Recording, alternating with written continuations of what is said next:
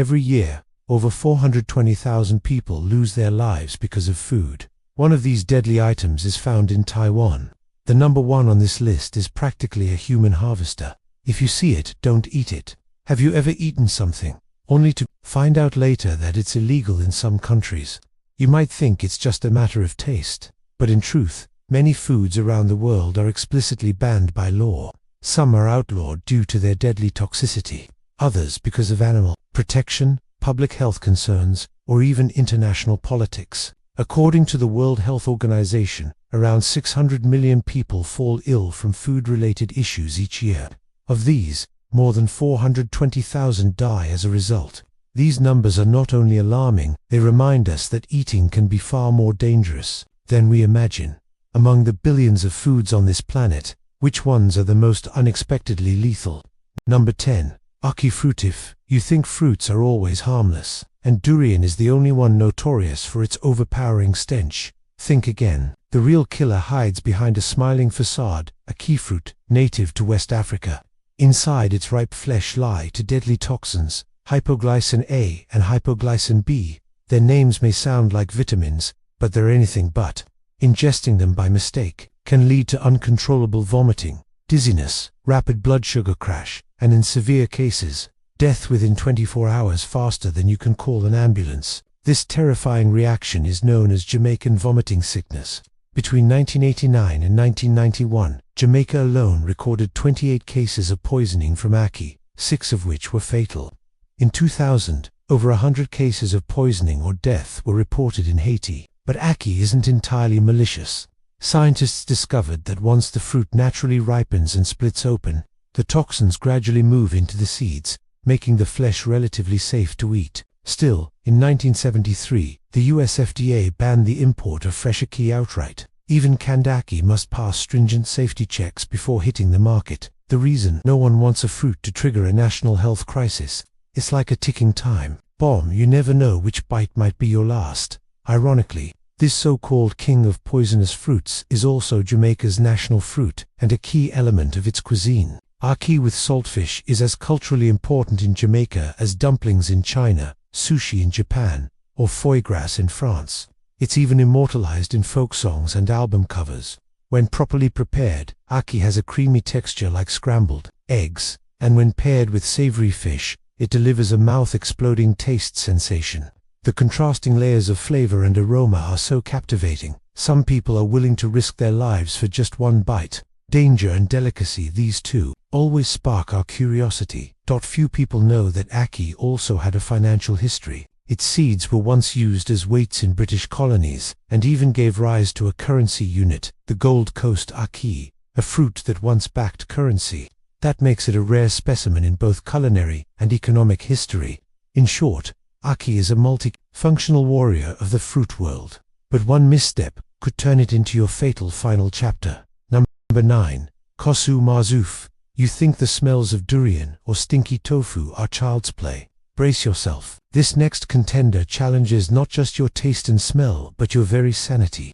Casu marzu, hailing from Sardinia, Italy, is a traditional sheep milk cheese, but its transformation into a local delicacy doesn't rely on time or skilled artisans. Instead, it's made by nature's own fermentation squad, maggots. During production, cheesemakers deliberately slice off part of the rind to invite flies to lay eggs. One fly can lay up to 500 eggs.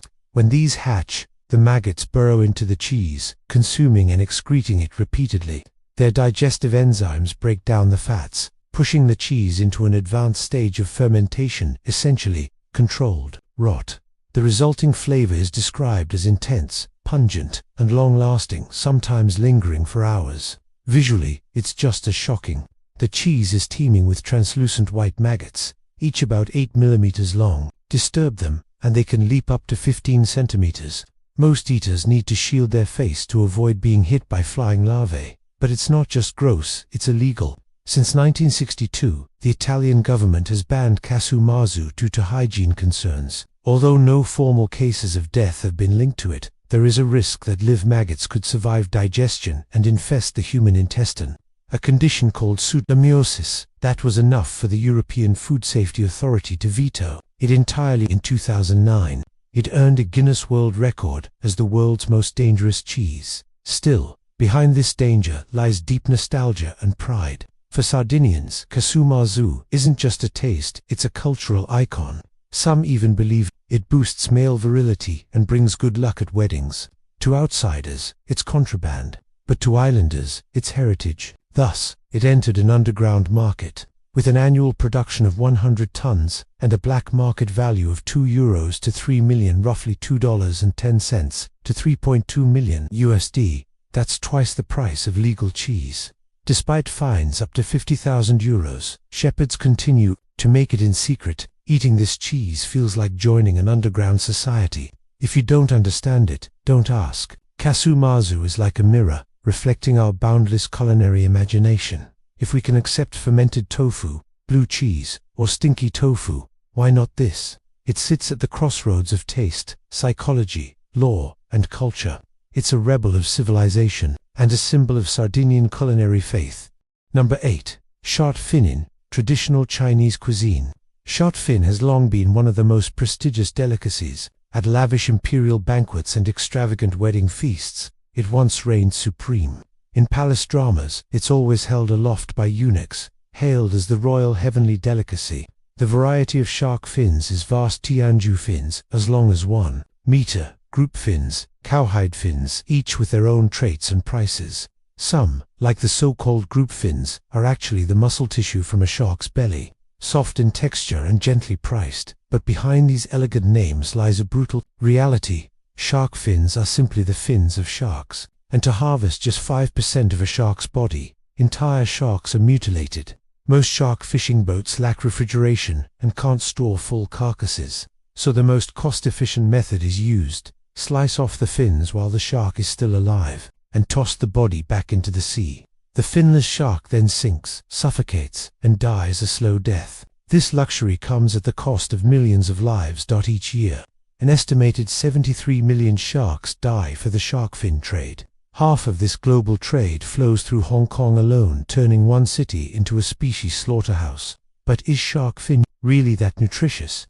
Ancient Chinese texts praised it as a tonic for the organs, a booster of energy, and even a male vitality enhancer. Yet modern science says otherwise. Nutritionists classify it as sealed or luxury. Sure, 100 grams of dried shark fin contains over 80 grams of protein. But this protein is low in biological value and poorly absorbed. A single egg provides more nutritional benefit. Worse yet, some shark fins contain mercury and heavy metals, which can harm the nervous system, liver, and kidneys with long-term intake. Since the 21st century, anti-shark fin campaigns have gained global momentum. More people are waking up to the bloody truth. In 2009, Hawaii became the first U.S. state to ban shark fin sales, with fines up to $15,000. In 2012, Taiwan banned the import of processed shark fins, becoming one of the first regions in Asia to legislate against them.